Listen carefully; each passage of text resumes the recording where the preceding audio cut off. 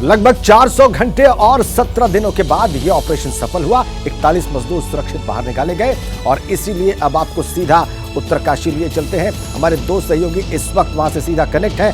उत्तरकाशी में टनल से दीपक रावत हमारे साथ जुड़े हुए हैं, जो लगातार इस ऑपरेशन पर निगाह रखे हुए थे, और उत्तरकाशी के चिन्यालीसौड़ के अस्पताल से अंकित गुप्ता हमारे साथ लाइव कनेक्ट हैं। उन्होंने भी लगातार निगाह बनाई हुई थी, लगातार आपको अपडेट कर रहे थे। तो अंकित गुप्ता के पास चलते हैं और जानते हैं कि अस्पताल में जो मजदूर ले जाए गए हैं उनकी संख्या क्या है, उनके साथ वहां पर इस वक्त किस प्रकार से उनको इलाज दिया जा रहा है, कैसे उनको ट्रीट किया जा रहा है। अंकित, गुड मॉर्निंग।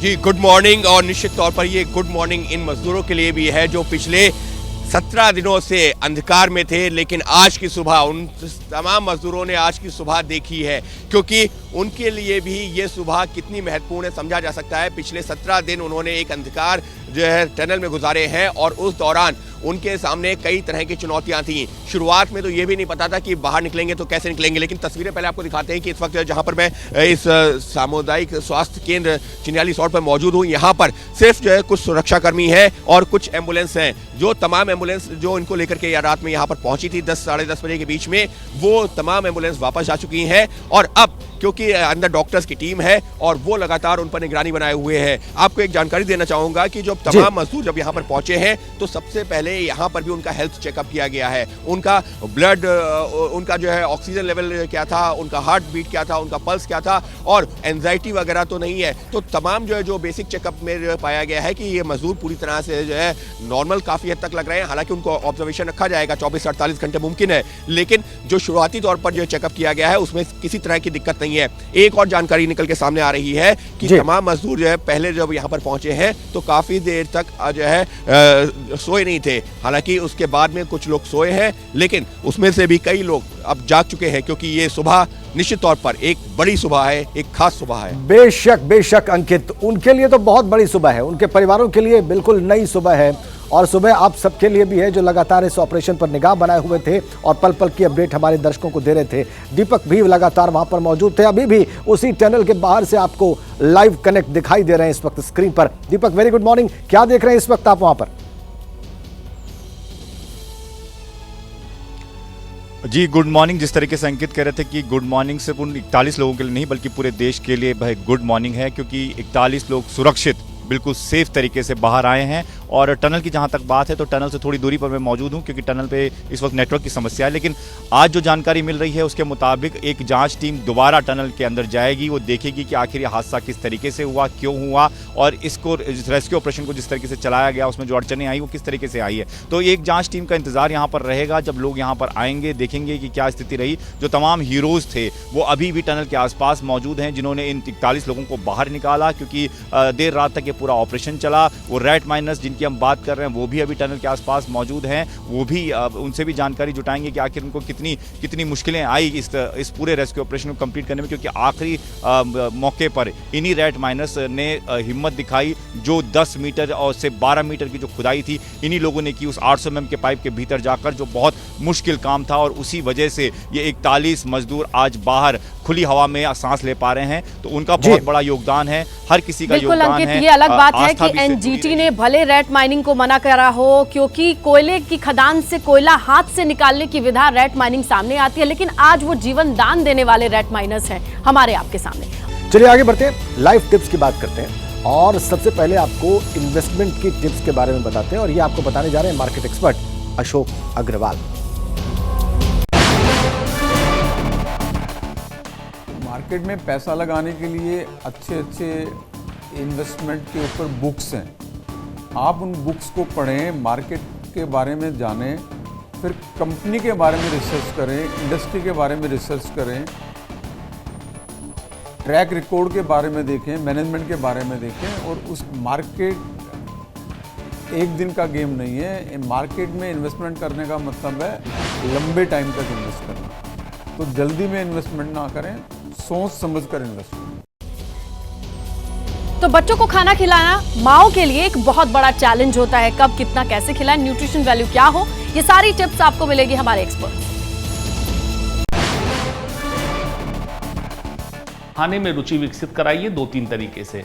एक, स्वाद, दूसरा खाने का रंग, तीसरा परोसने का तरीका, ताकि खाने में रुचि डेवलप हो। यही बच्चा बड़ा चल के खाने को रुचिकर तरीके से खाएगा, अपाचन एसिडिटी की समस्या नहीं होगी।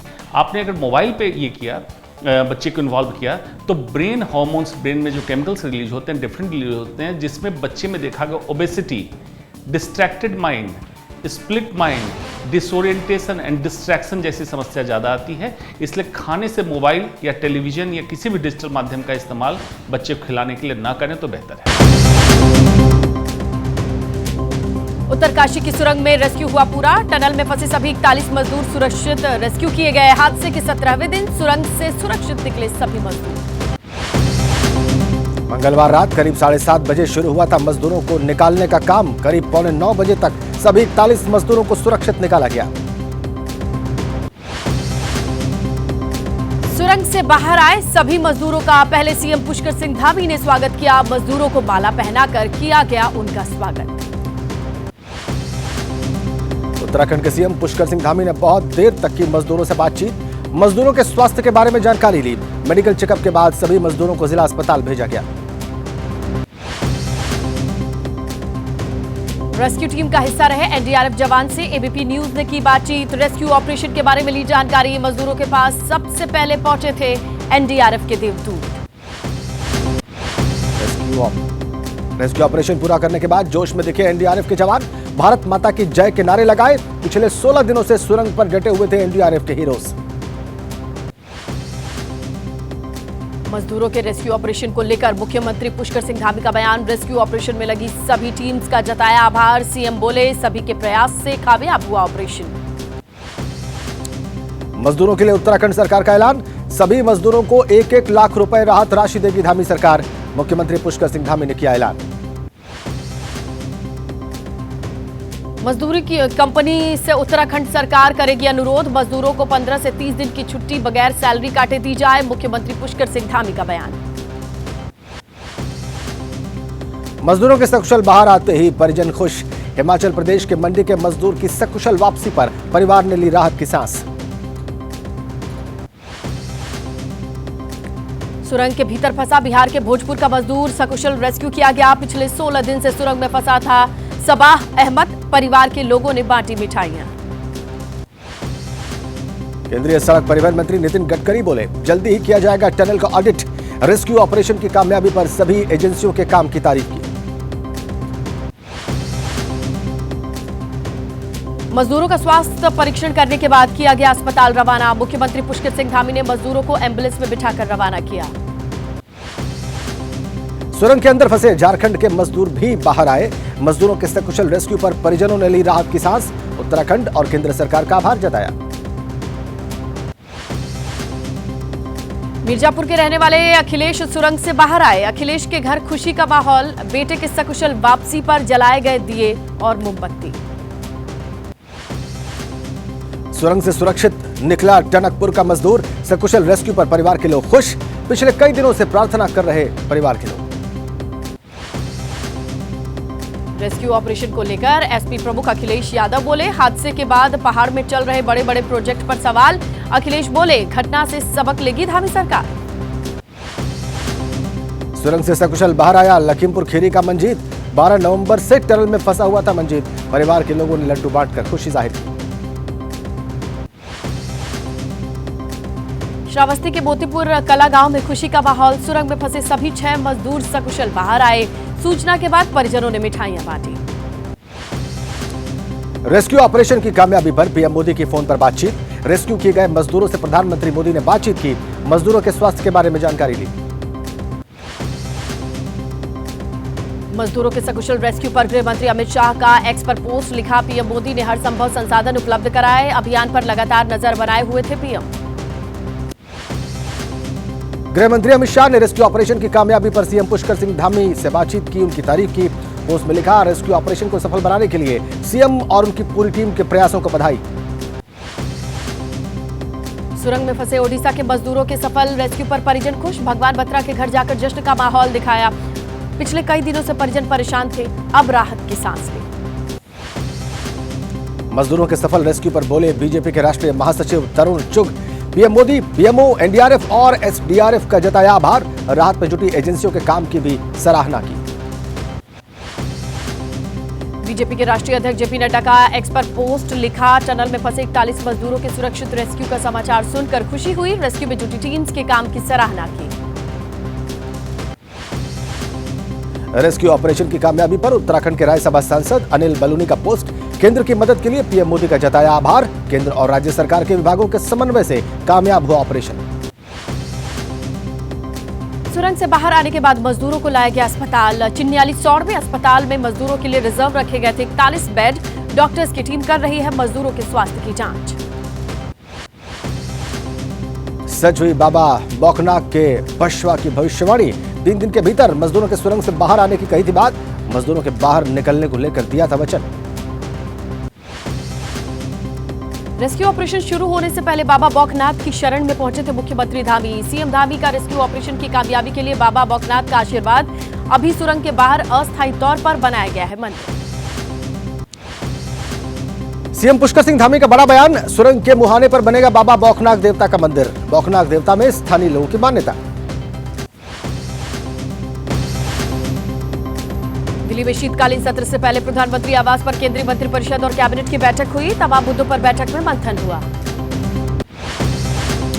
यूपी विधानसभा शीतकालीन सत्र का दूसरा दिन आज भी हंगामे के आसार। वित्त मंत्री सुरेश खन्ना सत्र में पेश करेंगे अनुपूरक बजट।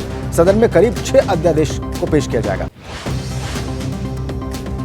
पंजाब विधानसभा के 2 दिन के सत्र का आज दूसरा दिन है। अवैध माइनिंग के मुद्दे पर विपक्ष सरकार को घेरने की कोशिश करेगा। हंगामे के पूरे आसार। पंजाब विधानसभा में उठा अवैध माइनिंग का मुद्दा। कांग्रेस विधायक प्रगट सिंह ने मंत्री हरजोत बैंस पर उठाए सवाल, कहा ईडी अटैच्ड जमीन पर हो रही अवैध माइनिंग जांच होनी चाहिए। Delhi Meerut rapid rail project के लिए दिल्ली सरकार ने किया सिर्फ आंशिक भुगतान। सुप्रीम कोर्ट ने दिल्ली सरकार को फटकार लगाई। दिल्ली सरकार को पूरा भुगतान करने के आदेश दिए। महाराष्ट्र सरकार को कचरा प्रबंधन में नाकामी मामले में सुप्रीम कोर्ट से अंतरिम राहत। एनजीटी की तरफ से लगाया गया 12,000 करोड़ रुपए का जुर्माना सुप्रीम कोर्ट ने स्थगित किया। संविधान दिवस के मौके पर सुप्रीम कोर्ट परिसर में बाबा साहेब भीमराव अंबेडकर की प्रतिमा स्थापित हुई। राष्ट्रपति Droupadi Murmu, chief justice D Y Chandrachud ने श्रद्धांजलि। स्किल डेवलपमेंट घोटाला मामले में चंद्रबाबू नायडू को मिली जमानत। आंध्र प्रदेश सरकार ने सुप्रीम कोर्ट का रुख किया। नायडू पर है 300 करोड़ के घोटाले का आरोप। मुरादाबाद में पूर्व सांसद और फिल्म अभिनेता के खिलाफ जारी हुआ गैर जमानती वारंट। एमपी एमएलए कोर्ट में हाजिर न होने पर वारंट जारी किया गया। मामला मुरादाबाद के एक सम्मान समारोह का है, जहां पर समाजवादी पार्टी के सांसद एसटी हसन ने जया प्रदा के खिलाफ अपमानजनक टिप्पणी की थी। कार्यक्रम में आजम खां भी मौजूद थे। बिहार में शिक्षा विभाग के छुट्टी के फैसले पर सियासत जारी। हिंदू त्योहार पर कम छुट्टी करने पर कांग्रेस नेता अनिल शर्मा बोले, कहा सनातन धर्म की छुट्टियों को रद्द करना निंदनीय। छुट्टी विवाद पर बिहार सरकार की सफाई, कहा सोशल मीडिया पर भ्रामक खबरें फैलाई जा रही हैं। पिछली बार की तरह इस बार भी 60 छुट्टियां हैं। एसपी सांसद शफीकुर रहमान बर्क ने छात्राओं के बुर्का पहनकर कैट वॉक करने को बताया गलत। कहा छात्राओं ने इस्लाम के खिलाफ काम किया, होनी चाहिए कार्रवाई। बुर्के में कैट वॉक करने वाली छात्राओं को कांग्रेस का समर्थन। कांग्रेस प्रदेश उपाध्यक्ष हाजी रिजवान का बयान, जब बुर्का पहनकर स्कूटी चलाई जा सकती है तो कैट वॉक क्यों नहीं। तेलंगाना में थमा चुनावी शोर। कल सभी विधानसभा के लिए मतदान होगी। आज शाम तक पोलिंग बूथ तक पार्टीज रवाना हो जाएंगे। आज कोलकाता के धर्मतल्ला में गृह मंत्री अमित शाह की बड़ी रैली।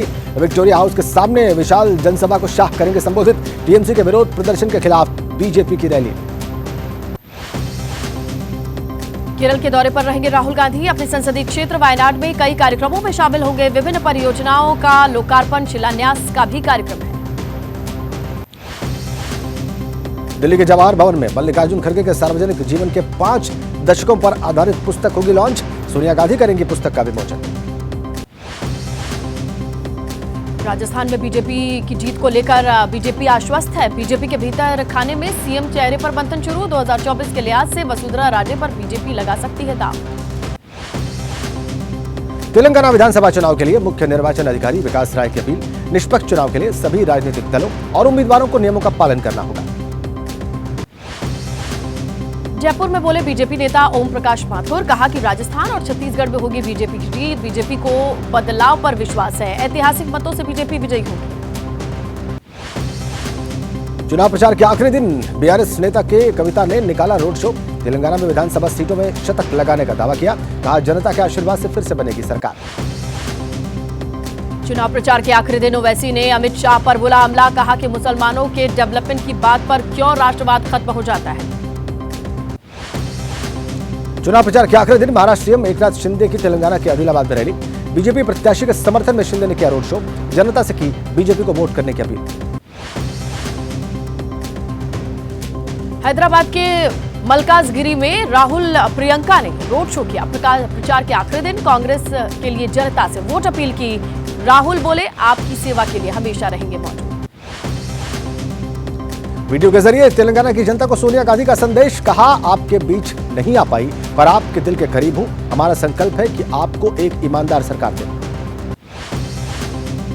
बेंगलुरु में कांग्रेस नेता रणदीप सिंह सुरजेवाला का दावा, कहा कि तेलंगाना में बनेगी कांग्रेस की सरकार। केसीआर सरकार ने जनता को लूटने का काम किया, बाकी चुनावी राज्यों में भी होगी कांग्रेस की जीत।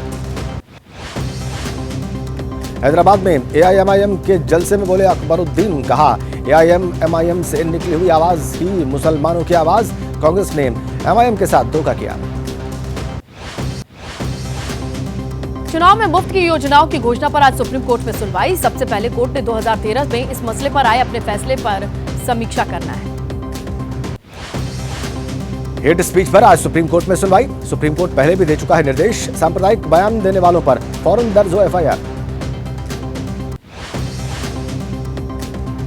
शराब घोटाले मामले में आप सांसद संजय सिंह की जमानत याचिका पर राउस एवेन्यू कोर्ट ने ईडी को नोटिस जारी किया है। 6 दिसंबर को अगली सुनवाई होगी। ज्ञानवापी परिसर की सर्वे रिपोर्ट सौंपने को लेकर आज कोर्ट में सुनवाई। एएसआई ने कोर्ट से 3 हफ्ते का और वक्त मांगा है। ज्ञानवापी मामले पर अखिलेश और ओवैसी की आपत्तिजनक बयानबाजी पर आज सुनवाई होगी। दाखिल निगरानी याचिका में अखिलेश और ओवैसी पर हिंदुओं की भावनाओं को ठेस पहुंचाने का आरोप है। दिल्ली के मुख्य सचिव की नियुक्ति के मामले पर सुप्रीम कोर्ट में आज भी सुनवाई। कोर्ट ने केंद्र से मौजूदा चीफ सेक्रेटरी का कार्यकाल बढ़ाने के लिए प्रावधान दिखाने को कहा है। मणिपुर हिंसा में मारे गए लोगों के शवों पर सुप्रीम कोर्ट सख्त। सुप्रीम कोर्ट ने 1 हफ्ते में महीनों से रखे शव के अंतिम संस्कार के निर्देश दिए। 69,000 सहायक अध्यापक भर्ती से जुड़ा मामला। इलाहाबाद हाईकोर्ट ने सभी 15 याचियों को 2 महीने में नियुक्ति देने का आदेश दिया। याचियों को 1 अंक देते हुए नियुक्ति पत्र जारी करने के निर्देश दिए। फरीदाबाद में धर्म छिपाकर लड़की को गुमराह किया गया। नाबालिग लड़की की बनाई गई अश्लील वीडियो। आरोपी ने अपने रिश्तेदार के साथ मिलकर लड़की के साथ गैंगरेप किया। बेंगलुरु में पुलिस की कार्रवाई। गर्भ में बच्चे के लिंग जांच का मामला। डॉक्टर और उसके 9 साथी गिरफ्तार। 2 साल के भीतर कई महिलाओं के टेस्ट किए गए। हरियाणा के फतेहाबाद में 1.5 किलो चरस बरामद। स्कूल ड्रेस की दुकान की आड़ में चल रहा था नशे का चीजों की तस्करी का यह धंधा। आरोपी को गिरफ्तार कर जेल भेजा गया। बिहार के समस्तीपुर में जमीन विवाद को लेकर सरेआम फायरिंग। बदमाशों ने चाय की दुकान पर की ताबड़तोड़ फायरिंग। पुलिस के पहुंचने से पहले ही फरार हुए बदमाश। बिहार के बेगूसराय में धमाका। खंडहर इमारत में खेलने के दौरान बम फटा। 6 बच्चे गंभीर रूप से जख्मी। धमाके के बारे में जानकारी जुटा रही है पुलिस। बिहार के नालंदा में पुलिस की गाड़ी ने मारी बाइक को टक्कर। हादसे में बाइक सवार 3 लोगों की मौत। गुस्साए लोगों ने हंगामा किया। पंजाब के होशियारपुर जिले में हो रहा है अवैध खनन। पंडौरी गांव के पास अवैध खनन कर रहे माफिया अवैध खनन वाली जगह पर बना डाली सड़क। श्रीनगर एनआईटी में छात्रों का प्रदर्शन। सोशल मीडिया पर एक छात्र के पैगंबर मोहम्मद पर टिप्पणी को लेकर नाराजगी। छात्र को सस्पेंड किया गया। तमिलनाडु में प्राइवेट बस में लगी आग। ड्राइवर और कंडक्टर ने बस से कूदकर जान बचाई। बेंगलुरु से केरल जा रही थी ये बस। मुंबई में दुकानों और होटल्स पर मराठी भाषा में साइन बोर्ड न लगाने पर बीएमसी सख्त। दुकानदारों को दिया जा रहा नोटिस। जुर्माना भी लगाने की तैयारी। जम्मू कश्मीर के बांदीपुरा में सेना दे रहे प्रशिक्षण। लड़कियों को दिया जा रहा है 3 महीने का मुफ्त कटिंग और सिलाई का प्रशिक्षण। महिलाओं को आत्मनिर्भर बनाने के लिए सेना की पहल। मध्य प्रदेश के मुरैना में सरसों की फसल पर कीड़ों का अटैक। सरसों की करीब 15% फसल हुई बर्बाद। किसानों से प्रशासन से लगाई मुआवजे की गुहार। बांधवगढ़ टाइगर रिजर्व से 2 बाघों को किया गया शिफ्ट। वन विभाग भोपाल भेजे गए ये टाइगर। रेस्क्यू के दौरान पकड़े गए दोनों बाघ जंगल के रहने के लिए अनुकूल नहीं। महाराष्ट्र में बारिश और ओलावृष्टि से किसानों की फसलें तबाह। प्रदेश के 16 जिलों के किसान प्रभावित। अगले 48 घंटे भारी बारिश का अलर्ट। दिल्ली में प्रदूषण घटने की वजह से ग्रैब 3 को हटाया गया। कंस्ट्रक्शन के काम BS3 और BS4 डीजल कार्स के चलने पर रोक अब खत्म हुई है। नवंबर महीने के आखिरी हफ्ते में लेह में बदला मौसम। करीब 2 सेंटीमीटर तक गिरी बर्फ। लेह घाटी में नजर आ रहा जन्नत से खूबसूरत नजारा। बद्रीनाथ धाम में मंगलवार को बदला मौसम का मिजाज। बर्फबारी के बाद सफेद नजर आ रहे बाबा बद्रीनाथ धाम के आसपास की पहाड़ियां। कपाट बंद होने की वजह से बद्रीनाथ धाम में फिलहाल सन्नाटा। चीन में बच्चों में फैल रही बीमारी को लेकर भारत में भी अलर्ट। केंद्र सरकार के निर्देश के बाद मुंबई के अस्पताल में बढ़ाई गई चौकसी। जरूरत पड़ने पर बच्चों के लिए बढ़ाई जाएगी बेड्स की संख्या। चीन में फैल रही बीमारी के बाद अलर्ट पर अस्पताल। अहमदाबाद सिविल अस्पताल में तैयार किए गए 1200 बेड्स। ऑक्सीजन की व्यवस्था भी मुकम्मल। तीसरे T20 में ऑस्ट्रेलिया से हार गया भारत। मैक्सवेल की शतकीय पारी के बदौलत जीती ऑस्ट्रेलिया। आखिरी ओवर में 21 रन नहीं बना सकी टीम इंडिया। अब तक हुए 3 मैचों में भारत ने जीते 2 मुकाबले। ऑस्ट्रेलिया की टीम ने 1 मैच में हासिल की जीत। सीरीज जीतने के लिए भारत को जीतना होगा सिर्फ 1 मुकाबला।